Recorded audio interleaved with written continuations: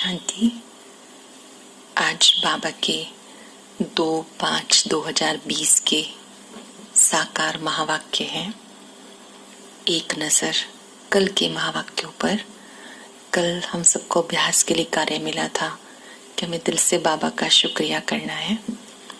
मुझे गहरा दिल से अभ्यास है कि आपने जरूर शुक्रिया किया होगा।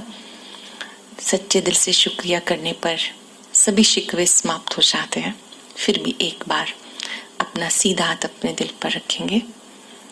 इन नेत्रों को बंद करते हुए तीसरा नेत्र खुला रखते हुए महसूस करें उस निराकार महाज्योति स्वरूप परमात्मा को अपने सामने देखते हुए दिल से कहें, प्यारे बाबा, मीठे बाबा, आपका बहुत बहुत शुक्रिया। ज्ञान देने के लिए शुक्रिया, अपना बनाने के लिए शुक्रिया, मुरली सुनाने के लिए शुक्रिया, अपना साथ देने के लिए शुक्रिया। आज जो हम बाबा की मुरली सुनेंगे, इसमें बाबा ने एक बहुत अच्छा अभ्यास का कार्य हम सबको दिया है कि आप हर कर्म में मुझे अपने साथ रखो। जब बाबा हमारे साथ है, इसका बहुत बड़ा फायदा है, हमसे कोई पाप नहीं होगा। बाबा को साथ रखने का मतलब है पापों से बचे रहना। साथ रखने का मतलब है सदा एनर्जेटिक रहना, शक्तिशाली बन के रहना। साथ रहने का मतलब है कि जिनके साथ भी हम कार्य कर रहे हैं, हम उनका गुण दर्शन करेंगे। और एक बहुत अच्छा व्रत बाबा ने याद दिलाया कि आपको झरमुई झंगमुई की बातें नहीं करनी है। अब आप सभी ज्ञान योग के नए गॉडली स्टूडेंट के लिए ये शब्द नया है, झरमुई झंगमुई। झरमुई झंगमुई का मतलब होता है व्यर्थ चिंतन, पर चिंतन, जिन बातों से कोई फायदा नहीं होता, इधर उधर के व्यर्थ के समाचार जो हमारे मन बुद्धि को डिस्टर्ब करते हैं। तो हमें इस झरमुई झंगमुई से बच के रहना है। सुनते हैं आज बाबा ने क्या क्या कहा। बाबा ने कहा, मीठे बच्चे, अभी तुम संगम युग पर हो। तुम्हें पुरानी दुनिया से नाता तोड़ देना है। अपनी बुद्धि को पुरानी दुनिया से हटा लेना है, डिटैच कर लेना है, क्योंकि पुरानी दुनिया अब खत्म होनी है, परिवर्तन होनी है, युग बदलना है। क्वेश्चन है, संगम की कौन सी विशेषता सारे कल्प से न्यारी है? कल्प मतलब पूरे 5000 वर्ष में ये जो संगम का समय है, इसकी कौन सी विशेषता है? ध्यान से समझेंगे हम सब कि संगम युग की विशेषता कौन सी है जो बाकी किसी संगम पे नहीं होती है। जैसे हम जानते हैं सतयुग त्रेता का भी संगम होता है, त्रेता द्वापर का भी होता है, द्वापर कलयुग का भी होता है। कलयुग और सतयुग के बीच का जो संगम है, ये पुरुषोत्तम संगम युग है। अब इसकी विशेषता क्या है? बाबा ने सुनाया, संगम की विशेषता है कि आप पढ़ते यहाँ हो और प्रारब्ध भविष्य में पाते हो। इस समय हम सब अध्ययन करते हैं ईश्वरीय पढ़ाई को, और इसकी जो प्रारब्ध है वो हमें भविष्य में मिलती है। सारे कल्प में ऐसी पढ़ाई नहीं पढ़ाई जाती जिसकी प्रारब्ध दूसरे जन्म में मिले।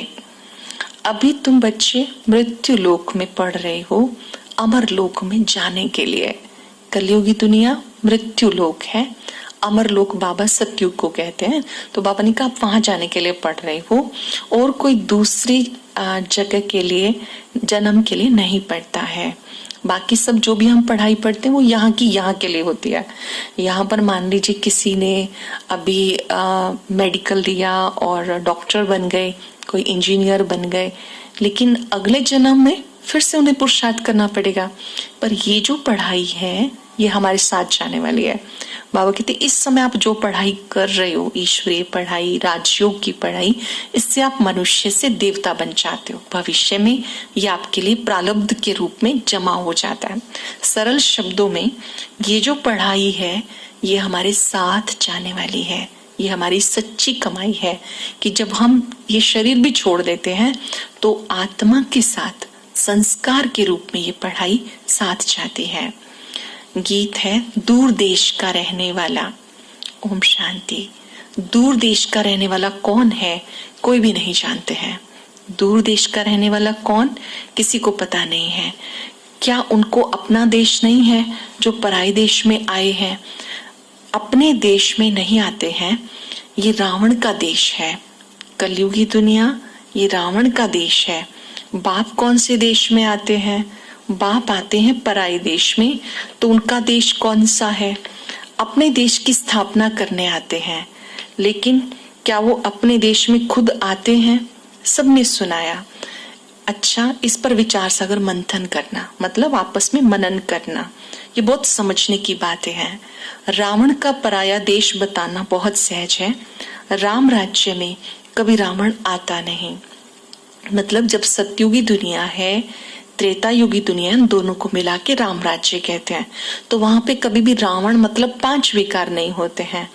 बाप को रावण के देश में आना पड़ता है, क्योंकि रावण राज्य को चेंज करना है। हम ध्यान से समझेंगे राम राज्य कौन सा है और रावण राज्य कौन सा है। राम राज्य है सतयुग त्रेता, रावण राज्य है कलयुगी दुनिया, द्वापर कलयुग। शिव बाबा को कलयुगी राज्य में आकर सतयुगी राज्य की स्थापना करनी होती है। तो बाबा कहते मैं इस पराई देश में आता हूँ। अभी तुम बच्चे जानते हो बाप संगम युग पर आते हैं। ये राम का भी देश है, रावण का भी देश है। इस किनारे राम का, उस किनारे रावण का संगम है। अब तुम बच्चे संगम युग पर हो, ना इस तरफ ना उस तरफ हो। अपने को संगम पे समझना चाहिए। हमारा उस तरफ से अब ताल्लुक नहीं है, पुरानी दुनिया से अब हमारा नाता नहीं है। ध्यान से समझेंगे, दुनिया में ही रहना है, कार्य भी करना है, लेकिन अपने मन को वहां से डिटैच कर लेना है। बाबा कहते तुम जानते हो अब नई दुनिया आती है। संगम युग पर बाप आया हुआ है। उन्हें खिवैया भी कहते हैं। शिव बाबा को क्या क्या कहते हैं? खिवैया कहते हैं। जीवन की नैया को वो पार लगाते हैं, इसीलिए वो खिवैया है, बागवान है, क्योंकि वो हमें कांटों से फूल बनाते हैं। इसी तरह से बाबा कहते हैं मैं लिबरेटर हूँ, क्योंकि वो हमें दुखों से मुक्त होने का रास्ता बताते हैं। बाप कहते हैं कि अब तुम बच्चे अपने को आत्मा समझ मुझ बाप को याद करो। ये भी ज्ञान है। ज्ञान अर्थात समझ। बाप मत देने के लिए आए हैं। निराकार शिव बाबा अपनी श्रीमत देने के लिए, पढ़ाने के लिए आए हैं। कहते बच्चे अपने को आत्मा समझ मुझे याद करो, तुम आत्मा ही 84 जन्म लेती हो। बाबा बच्चों को बार बार समझाते हैं ये रावण राज्य है, अब ये परिवर्तन होना है, फिर से राम राज आना है, फिर से सतयुगी दुनिया आनी है। यहाँ है कर्म बंधन, वहां है कर्म संबंध। बंधन दुख का नाम है। कलयुगी दुनिया में कर्म बंधन है। व्यक्ति जंजीरों में जकड़ा हुआ है, बंधनों में फंसा हुआ है, कर्म भी कर रहा है लेकिन फंसा हुआ है। सतयुगी दुनिया में कर्म संबंध है। बाबा आकर के सुख का रास्ता बताते हैं। बाबा कहते इस समय सब आसुरिक कर्म बंधन है। गुप्त रूप से एक बाप की याद में रहना है। याद की यात्रा से सब बंधन टूटते जाएंगे।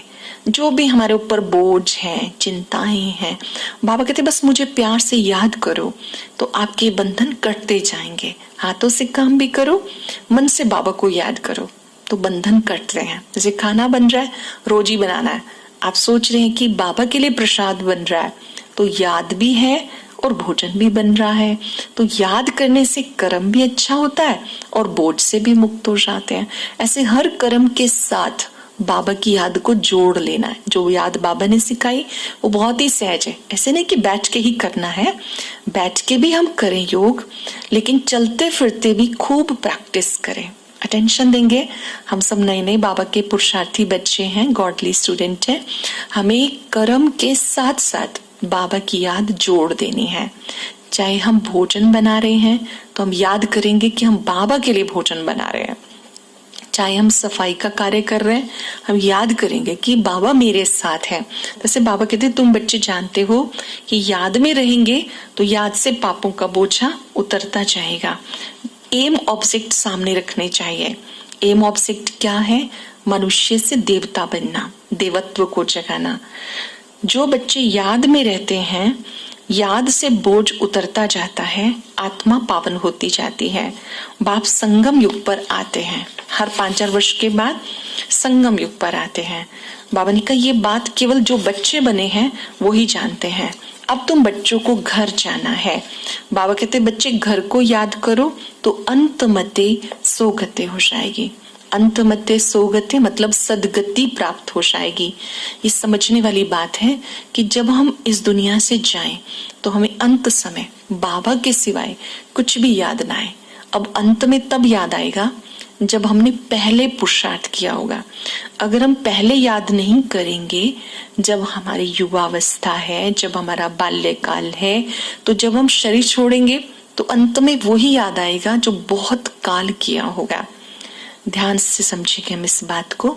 जब हम बच्चे होते हैं तो सब कहते जी खाने पीने की उम्र है। थोड़े से बड़े हो जाते हैं कहते कमाने की उम्र है। वृद्ध हो जाते हैं सोचते चलो अब ज्ञान ध्यान कर लो। तो उस समय हमारी वो क्षमता नहीं रहती कि हम ज्ञान को समझ सकें। ना हमें सुनाई देता है, ना हमें दिखाई देता। जब जगे तभी सवेरा, हमें ज्ञान प्राप्त हो गया, बाबा मिल गया, तो अब इसमें आयु की कोई बात नहीं है। चलो आपस में मिलके इतनी बात तो कह सकते हैं कि शिव बाबा याद है। अगर आप बाबा को याद करेंगे तो पापों का बोझ उतर जाएगा, आत्मा पावन बन जाएगी। बाबा कहते इस तरह से बच्चों को याद का पुरुषार्थ करना चाहिए। बच्चे ना तो अपने को आत्मा ही समझते हैं, ना ही याद करते हैं। ये बेहद का नाटक है। हर एक आत्मा शरीर के साथ एक्ट करती है। एक शरीर छोड़ दूसरा ले पार्ट बजाती है। एक्टर कपड़े बदली कर भिन्न भिन्न पार्ट बजाते हैं। तुम फिर शरीर बदलते हो। कोई मेल का कोई फीमेल का पहनेंगे। यहाँ मेल का चोला लिया तो सारी आयु मेल ही रहेंगे। वह हद के ड्रामा, ये है बेहद का। पहली मुख्य बात है, बाबा कहते मुझे याद करो। ये सबसे इम्पोर्टेंट बात है कि मुझे याद करो, घर को याद करो तो घर चले जाएंगे। श्री बाबा इनमें आकर शिक्षा देते हैं। बाबा को याद करते करते आत्मा पवित्र बन जाएगी। जितना याद किया होगा, सेवा की होगी, उतना ऊंच पद पाएंगे। याद में बहुत विघ्न भी पड़ते हैं। याद करना चाहते हैं तो माया बहुत विघ्न भी डालती है। मन में आलस आ जाता है, संशय आ जाता है, मन भटकना शुरू हो जाता है। बाबा कहते ये विघ्न भी पड़ेंगे, लेकिन आपको याद का पुरुषार्थ करते रहना है। पावन नहीं बनेंगे तो धर्मराजपुरी में सजाएं खानी पड़ेंगी, इज्जत भी जाएगी, पद भी भ्रष्ट हो जाएगा। पिछाड़े में सब साक्षात्कार होंगे, परंतु उस समय कुछ नहीं कर सकेंगे। साक्षात्कार कराएंगे, तुमको इतना समझाया फिर भी याद क्यों नहीं किया, पाप रह गए, अब खाओ सजा। बाबा कहते फिर आपको वो दृश्य दिखाया जाएगा कि आपको कितने मैसेज दिए गए, फिर भी आपने पुरुषार्थ नहीं किया, अब खाओ सजा। उस समय पढ़ाई का टाइम ही नहीं रहेगा। अफसोस करेंगे हमने क्या किया, नाहिक टाइम गवा दिया। परंतु सजा खानी पड़ेगी ना। अभी तो हम पढ़ सकते हैं, योग कर सकते हैं, खुद को बदल सकते हैं। जब हमारा रिजल्ट डिक्लेयर हो जाएगा तो पढ़ाई नहीं कर सकेंगे। अब बाबा कहते राजयोग की पढ़ाई पढ़ते रहो। अभी पढ़ने की बात है, फिर इस पढ़ाई की प्रारब्ध तुम भविष्य में प्राप्त करते हो। बाबा कहते बच्चे तुम्हें झरमुई जंगमुई की बातों में टाइम वेस्ट नहीं करना, नहीं तो बहुत पछताना पड़ेगा। माया बहुत उल्टे काम करा देती है। चोरी कभी नहीं की होगी, अब करने का संकल्प आ जाएगा। पीछे स्मृति आएगी कि हमें तो माया ने धोखा दिया। पहले दिल में ख्याल आता है फलानी चीज उठाऊं, बुद्धि तो मिली है ना कि राइट है या रॉन्ग है, ये चीज उठाऊं ये तो रॉन्ग होगा, नहीं उठाएंगे तो राइट होगा। कोई भी गलत काम करने का विचार आता है तो बाबा कहते अपने आप को समझाओ, क्या ये राइट है, ऐसा करना ठीक है। चोरी करने का संकल्प आया, झूठ बोला, तो पहले तो विचार आता है, तो विचार में ही अपने आप को ठीक कर लेना है। देह अभिमान में नहीं आना है। माया बड़ी जबरदस्त है। माया उल्टे काम कराती है। माया मतलब पांच विकार। बाबा कहते तुम्हें रॉन्ग काम कभी नहीं करना है। ये पढ़ाई बहुत ऊंची पढ़ाई है, तुम्हें अंधों की लाठी बनना है। अच्छे से अच्छा काम ये है, अंधों की लाठी बनना मतलब दूसरों का सहारा बनना। कोई भी मिले, आपने उसका कनेक्शन भगवान से जुड़ा दिया, वो किसी भी दुख की घड़ी में उससे कनेक्ट हो जाएगा, उसको सॉल्यूशन मिल जाएगा। वैसे जब हमारे सामने दुख आता है, कभी हम किसे फोन करते हैं, कभी किसी को करते हैं, लेकिन एक मन में हो कि आज मेरे सामने जो भी कष्ट आया है मुझे बाबा से पूछना है। सच मानिए, जब आप साइलेंस में बैठेंगे, अमृत वेले बाबा को याद करेंगे तो बाबा आपको टच कराएंगे कि बच्चे ऐसे ऐसे करो तो आपको सॉल्यूशन मिलेगा। फिर बाबा कहते हैं आपसे कोई भी पाप का काम नहीं होगा, अंधों की लाठी बनना है, दूसरों के लिए सहारा बनना है, किसी का भी संबंध ईश्वर से जुड़ाना है, अपने से नहीं परमात्मा से जुड़ाना है। रात को नींद करके भी, रात को नींद आदि भी करनी है, आत्मा थक जाती तो सो जाती है, शरीर भी सो जाता है, तो शरीर निर्वाह के लिए, आराम करने के लिए टाइम तो है ना, बाकी समय मेरी सेवा में लगाओ, याद का चार्ट रखो। लिखते भी हैं फिर चलते चलते फेल हो जाते हैं। बाबा को याद करने का मतलब ये नहीं कि रात को हम सोएंगे नहीं, सोने के समय सोएंगे, लेकिन याद करके सोएंगे तो आपको नींद बहुत अच्छी आएगी। आप एक नियम बनाएं कि सोने से पहले 5 मिनट बाबा को याद करके, बाबा से बातें करके सोना है, तो आप देखेंगे आपको नींद भी अच्छी आएगी और आपकी थकान दूर हो जाएगी। आप अपने आप को बहुत शक्तिशाली अनुभव करेंगे। बाबा को याद नहीं करते, सर्विस नहीं करते तो वो संग काम नहीं होता। बाबा ने कहा कि जब बाबा को याद ही नहीं करते, सेवा नहीं करते हैं तो जमा भी नहीं होता है। अच्छा, मीठे मीठे सिक्के दे बच्चों प्रति माता पिता बाप दादा का याद प्यार, गुड मॉर्निंग। रूहानी बाप की रूहानी बच्चों को नमस्ते, रूहानी बच्चों की रूहानी बाप दादा को नमस्ते नमस्ते। शुक्रिया बाबा, शुक्रिया। अब कुछ पल के लिए आप सोचिए कि इतनी बड़ी हमने बाबा की मुरली सुनी तो मुझे क्या अच्छा लगा और फिर मैं कौन सा कार्य करने के लिए तैयार हूँ। आज की मुरली से सुनेंगे बाबा ने क्या कहा। झरमुई झरमुई में अपना टाइम वेस्ट नहीं करना, पर चिंतन, व्यर्थ चिंतन, दूसरों के चिंतन में टाइम वेस्ट नहीं करना, माया कोई भी उल्टा काम ना कराए ये ध्यान रखना है। संग दोष में आके कभी लूज नहीं होना, संग के रंग में नहीं आना। कई गलत संग में चले जाते हैं। कोई कहते जी क्या है, रोज रोज मुरली सुनने से क्या होगा, धारण कर लो वही ज्यादा अच्छी बात है, तो हम उनकी बातों में आके मुरली सुनना छोड़ देते हैं। अच्छे पुरुषार्थियों का संग करना है कि हमें भगवान पढ़ाते हैं तो हमें हर रोज पढ़ना है, उसी के साथ जुड़ना है।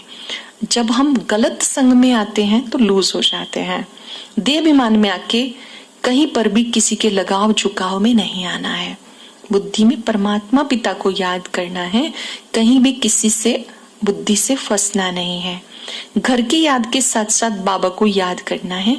याद के चार्ट की डायरी बनानी है, नोट करना है सारे दिन में हमने क्या क्या किया और कितना समय हम याद में रहे। बहुत सुंदर वरदान है। उदारचित की विशेषता द्वारा स्वयं और सबका उद्धार करने वाले आधार और उद्धार मूर्त भव। उदारचित की विशेषता द्वारा स्वयं और सर्व का उद्धार करने वाले आधार और उद्धार मूर्त भव।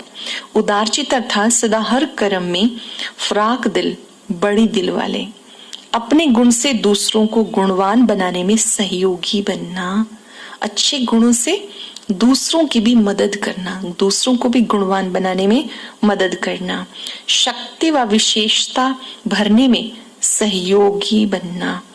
किसी भी आत्मा के अंदर शक्ति भरने में, कमजोर है कोई आत्मा, उनको बल देने में सहयोगी बनना, अर्थात महादानी फ्राक दिल बनना है। उदारचित आत्मा की विशेषता है। ऐसी विशेषता संपन्न आत्माएं आधार उद्धार मूर्त बनने में सफलता का वरदान प्राप्त करती हैं। यदि आप गुणों का दान करते हैं, शक्तियों का दान करते हैं, ऐसे खुले दिल वाले हैं, ऐसी आत्माओं को सफलता का वरदान मिल जाता है। क्योंकि सेवा के आधार स्वरूप बनना अर्थात स्वयं और सर्व के उद्धार के निमित्त बनना। स्लोगन है, आप और बाप दोनों ऐसे कंबाइंड रहो जो कोई अलग ना कर सके। हर कर्म में बाबा के साथ ऐसे कंबाइंड रहना जो आपको कोई अलग ना कर सके। आज हम अभ्यास करेंगे, मेरे बाबा मेरे साथ हैं, कंबाइंड हैं और मेरा व्रत है, कम से कम 3 दिन व्रत रखेंगे, हमें झरमुई झंगमुई नहीं करनी है। अभी हम 3 मिनट के लिए एकाग्र हो जाएंगे आज के अभ्यास पर। अपनी भ्रिकुटी में आप अपने स्वरूप को निहारेंगे, चिंतन करें। मस्तक में विराजमान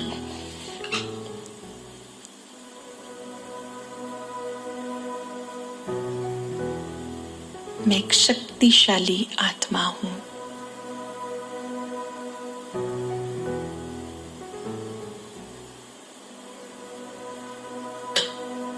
चमकता हुआ दिव्य सितारा हूं।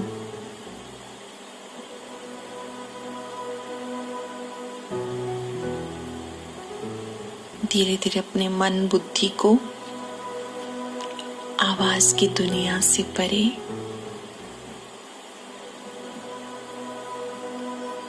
महाज्योति शिव बाबा पे एकाग्र करें।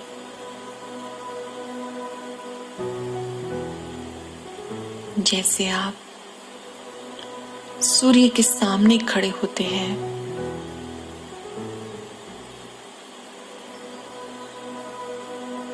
उस महाज्योति के प्रकाश को अपने में आता अनुभव करें। अपने को उन शक्तियों से चार्ज कर लें।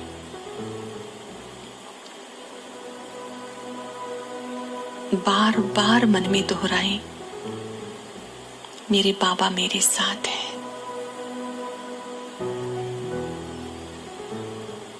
सब कुछ बहुत अच्छा होगा। मुझे झरमुई झंगमुई से दूर रहना है, व्यर्थ चिंतन से दूर रहना है।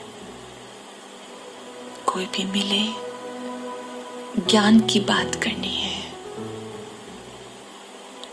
व्यर्थ चर्चाओं से मौन।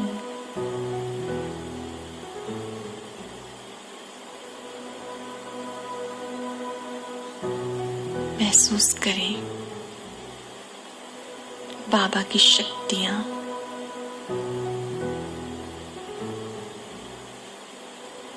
फाउंटेन की तरह मुझ में समा रही हैं।